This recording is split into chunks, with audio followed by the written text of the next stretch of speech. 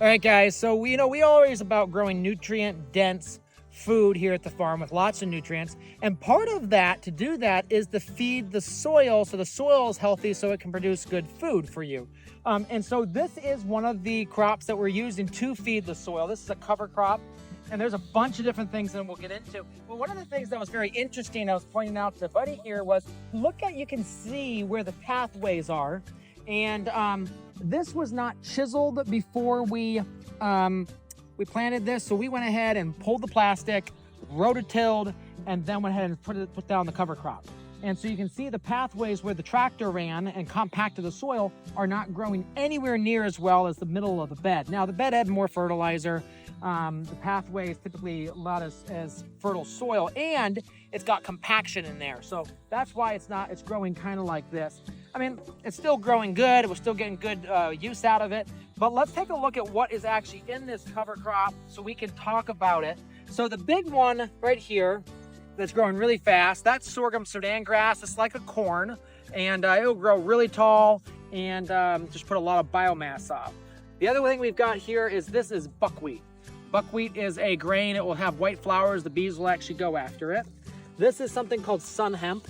Sun hemp is a Florida native and is really tall. I mean, it'll get 8-9 feet tall very easily, and it feeds the soil because it is a nitrogen fixer. The other thing you got here is cowpeas, and again, cowpeas will feed the soil as well. I'm actually looking right here on the roots, and I can actually see some nodulation from the nitrogen already on there. We've also got a few little weeds down in here, like this is a weed right here. This is purslane, so that's a weed there. Oh, here's another part of this mix is we were talking earlier about teff. This is teff right there, so we put a little teff in there. Now the other one, oh, right here, this is what I want. This is another part of this. This is a legume. This is sweet clover. So if we decided to not terminate this cover crop this fall, if we decided to let it go, it would frost kill, and everything in this mix would die except for the clover.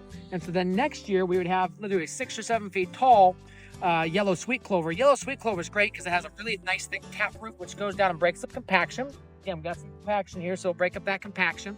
And I think there might be 1 or 2 other things in here as well. I just can't remember them. I'm not quite seeing them. I think we might have Phycelia too in here, and that's pretty slow growing, so that may be a little bit further in. We broadcast this on with a cone spreader and then use a rototiller just to kind of lightly work it in. So we're not doing that's why you're not seeing nice straight rows of cover crop. It's just kind of like broadcast. It's kind of all over the place. But it works. As you can see, we got plenty of things growing, and again, if you want to give me $15,000, I'll take it for a no-till cover crop cedar so we can feed the soil better.